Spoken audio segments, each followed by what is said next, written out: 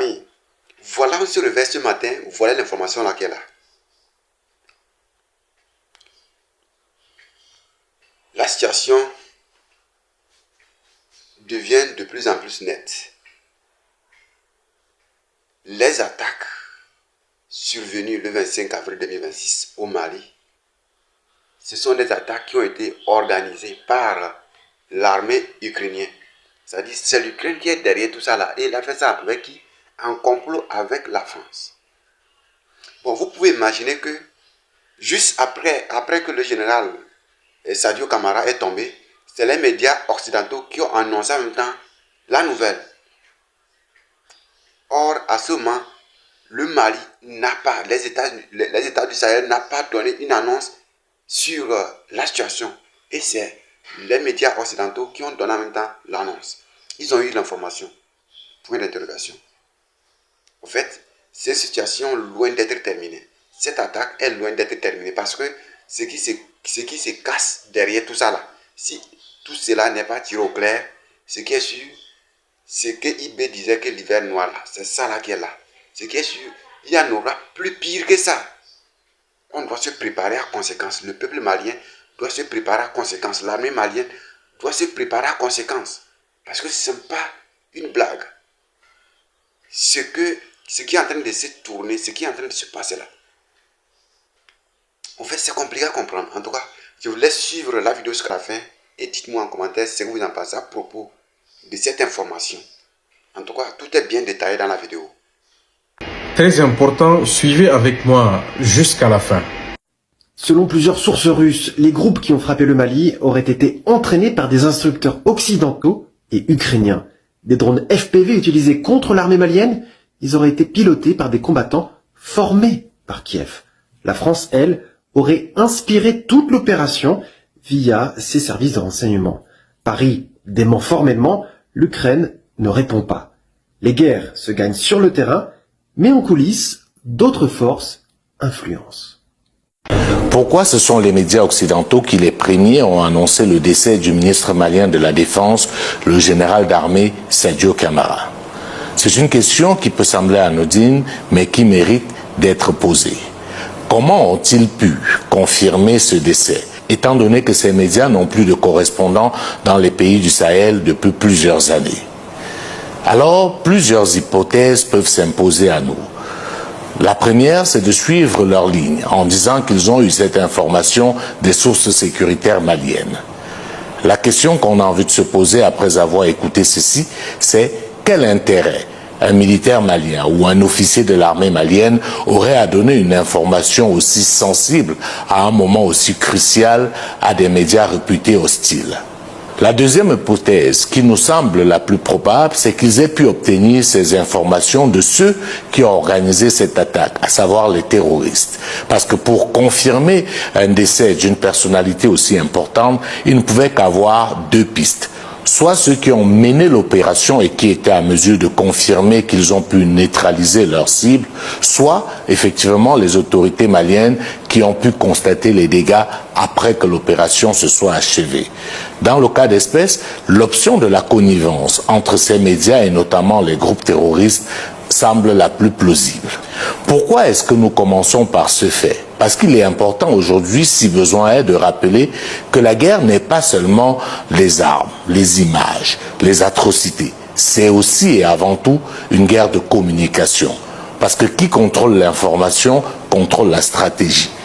Sachant ce que pouvait entraîner le décès d'une personnalité aussi importante, le contrôle de l'information sur son décès devenait donc vital. Nous commençons par ce fait parce qu'il est important pour nous autres Africains de comprendre ce qui se joue aujourd'hui sur la scène internationale de manière générale et dans le Sahel en particulier. Le premier mot qui me marque dans le discours, c'est le mot d'extrême gravité de l'attaque terroriste du 25 avril. Pourquoi cette attaque est-elle extrêmement grave? Il y a trois raisons. Le président Goïta nous les donne. C'est une attaque extrêmement grave parce qu'elle est complexe. C'est une attaque extrêmement grave parce qu'elle est coordonnée.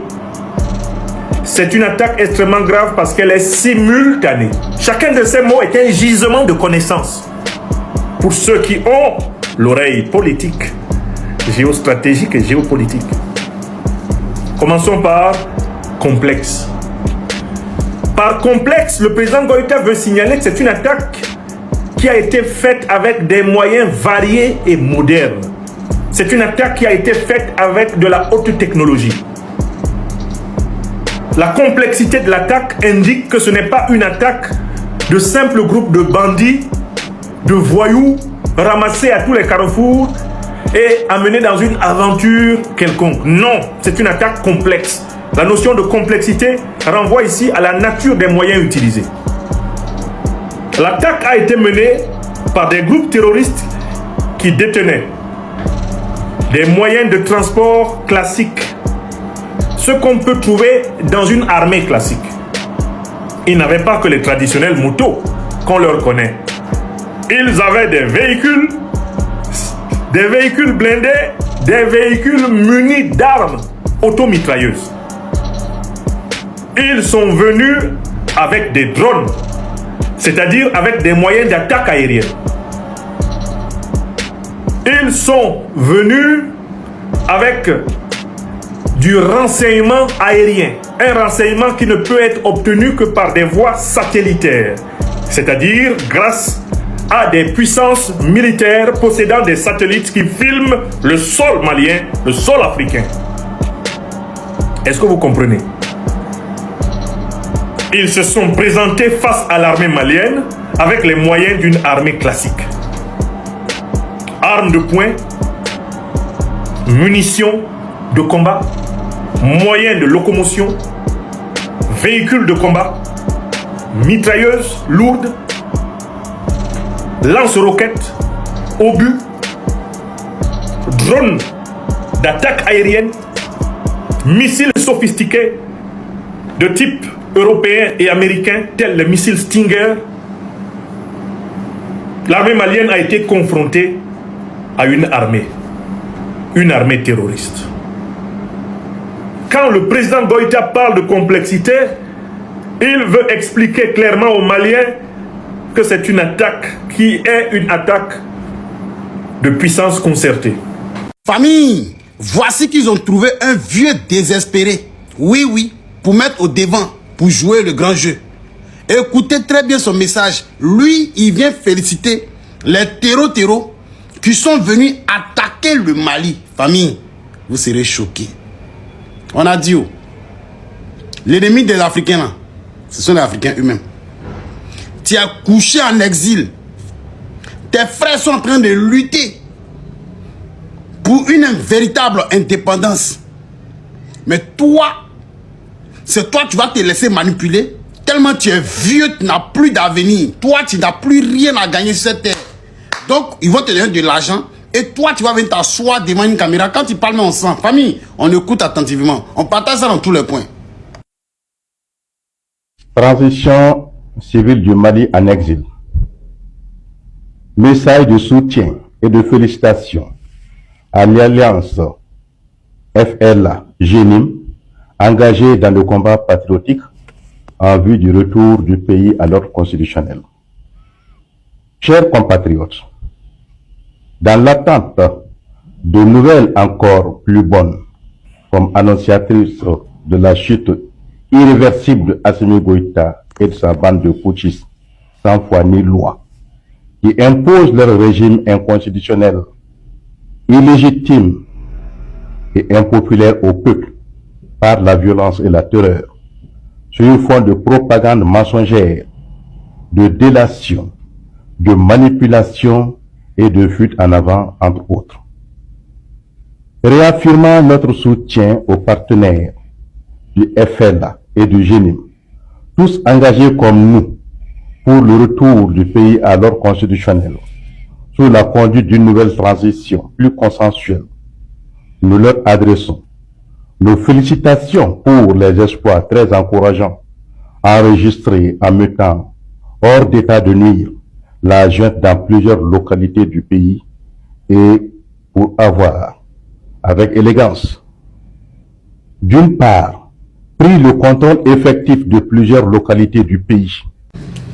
Vous avez entendu? Son visage, bien quand tu le vois, tu sais que c'est quelqu'un qui a déjà tout perdu. Vous avez vu? Lui, il est couché en exil. Il vient féliciter les terreaux qui essaient de faire tomber un régime qui est en train de faire sortir son pays de la dépendance occidentale. C'est-à-dire que lui, il est d'accord que le Mali reste toujours dépendant des autres pays. Il est d'accord que le Mali reste toujours sous la tutelle des Occidentaux. Parce qu'il dit que revenir à l'ordre constitutionnel, c'est de faire toujours, voilà, ramener ces colons-là à venir toujours nous diriger, à venir donner les instructions, à venir piller nos ressources, à venir nous mettre encore comme si on était au temps primitif. Vous voyez un peu. C'est quand même malheureux. C'est quand même malheureux. Mais je comprends. C'est quelqu'un qui a été payé. Hein. Ne pensez pas que c'est un vrai gars. Voilà. Il a été... On lui a donné de l'argent et il est dans son mood. Il est dans son rôle. Ce qu'il a été fait là. Demain, vous allez voir ça commencer à tourner sur France 24. Et vous allez entendre que non. Voilà, il y a une certaine... comment dirais-je, un certain groupe en exil, voilà, qu'on appelle Transition Civile du Mali en exil. Voilà, qui sont d'accord avec ce que les terroristes ont fait au Mali actuellement. Donc, ne soyez pas surpris. Ce qui est sûr, voilà, c'est juste pour vous informer. Partagez l'information dans tous les coins. Voici des vieux qui ont raté leur vie, qui viennent, voilà, qui veulent tout écrouler, qui veulent tout gâcher. Je ne sais pas, les mots, ils manquent. Ça qui est là. Aïe. Mais les Maliens, c'est de votre faute. C'est de votre faute. Les gens en fait de dire non, les services de renseignement sont où, l'armée a été infiltrée, mettons tout ça à la messe de côté. Vous-même, la population malienne, c'est de votre faute. Parce que moi, j'étais trop étonné quand on m'a dit que non, il n'y a pas la veille citoyenne au Mali. J'étais trop choqué. J'ai dit, mais vous êtes dans quel genre de révolution? C'est quel genre de révolution vous avez déjà vu sans les gardiens de la révolution? Même en Iran, il y a les gardiens de la révolution. Au Burkina Faso, il y a les Ouaïens. Et c'est ceux-là qui protègent le capitaine Ibrahim Traoré. Vous comprenez? S'ils ont plusieurs fois testé là-bas, ça n'a jamais pris parce que les moyens là, la veille citoyenne existe. Donc vous ne savez pas comment protéger un dirigeant. Vous ne savez pas comment protéger un révolutionnaire. Ou bien vous voulez que le Sénégal se passe comme pour Thomas Sankara là. Un matin on va se lever et puis on va dire non, Assimi Goïta aussi à Diouf. Attends, mais vous avez des visionnaires, des révolutionnaires dans vos mains. Les protecteurs, ceux qui incarnent même la dignité africaine dans vos mains, vous ne savez pas, vous ne savez pas comment on les protège. Attends, nous les Ivoiriens, on n'a qu'à avoir un président ou bien un gouvernement comme le gouvernement d'Assimi Goïta en Côte d'Ivoire. On vous montrer ce qui c'est que la protection, on vous montrer ce qui c'est que la veille citoyenne. Pour les moyens, même au Burkina, c'est les petits. Nous, là, la génération de maintenant, on n'est pas autant de Babo. Demandez même ceux qui ont livré Babo s'ils ne regrettent pas. Ils regrettent trop amèrement actuellement. Il y a les nordistes qui pleurent Babo actuellement. Vous comprenez? Donc, si nous, on a actuellement là, on cherche cette torche. Si on a eu un gouvernement ou bien un dirigeant comme Assimi Goïta en Côte d'Ivoire, on va vous montrer ce qui c'est que la veille citoyenne. On n'a pas dit tout le monde n'a qu'à venir. Mais au moins, dans chaque révolution, il doit au moins avoir les gardiens de la révolution. Parce que là, vous devez vous en rendre compte que vous devez savoir que là, on parle d'un ministre de la défense de l'AES. Un révolutionnaire en plus. Donc ceux-là, leur protection là, c'est-à-dire eux, leur vie là, c'est comme eux, on doit protéger ça. Vous comprenez? Alors donc, on ne peut pas compter seulement sur l'armée pour protéger leur vie. L'homme noir est toujours corrompu. On ne peut pas seulement compter sur l'armée pour protéger ceux-là. C'est pas possible. Forcément, l'ennemi là, il a toutes les stratégies. L'homme noir a toujours trahi l'homme noir. On a vu ça entre Blaise et puis Thomas Sankara. Vous savez ça très bien. Donc même si c'est ton frère sang, la trahison va exister toujours. Mais pourquoi au Burkina Faso ça ne marche pas? C'est parce que là-bas là, même si tu envoies 300 voitures, citernes kamikazes, comme ceux qu'ils ont pris par là attaquer le domicile du ministre là. Même si tu les envoies 20 comme ça au Burkina là, tout le monde connaît où le président est son gouvernement. Mais est-ce que tu peux arriver là-bas? Sinon tout le monde connaît sa position. Mais tu ne peux jamais arriver là-bas, c'est impossible. Même si tu envoies 300 voitures citernes kamikazes, ils ne pourront pas arriver là-bas. Parce que tout le monde est là. Quand tu arrives là-bas, c'est comme un marché. Tout le monde est là. Sinon on est tous d'accord que non, si c'est l'armée qui a été infiltrée, non, il y a certains VDPB, services de renseignement, ils ont livré le gars d'autres. On sait qu'il y a eu trahison, on est d'accord sur ce point-là. Mais si la population, le peuple était avec ceux-là, le gars là, ils n'allaient pas l'avoir facile. C'était impossible même. Demandez aux ennemis. Demandez aux Ladi Crédit qu'ils seront tentés à chaque fois les tentatives de déstabilisation au Burkina Faso. Est-ce que ça marche? Ça ne marche pas. Petit trick net, petit coup d'état. Quand le peuple, la population sort comme ça là. Non. Ça dit l'ennemi même regarde et puis dit c'est sûr que ça les provoquer. Ils sont toujours là. Tu as passé par où? Tu as fait comment même? C'est impossible. Donc petit trick net, les Burkinabés sortent. C'est pour ça qu'on dit qu'ils sont intègres. Quand c'est bon, c'est bon. Respect et considération à notre ministre de la Sécurité, son Excellence Mamadou Sana. Mes frères et sœurs, nous nous réveillons très tôt ce matin de ce 29 avril 2026 avec un communiqué venant de la part du ministère de la Sécurité. Oui, le ministre de la Sécurité, son Excellence Mamadou Sana, a lancé l'opération Wibgade. L'opération Wibgade va permettre à nos forces de l'ordre de traquer toutes sortes de personnes, tous les individus qui font des choses contraires à la loi.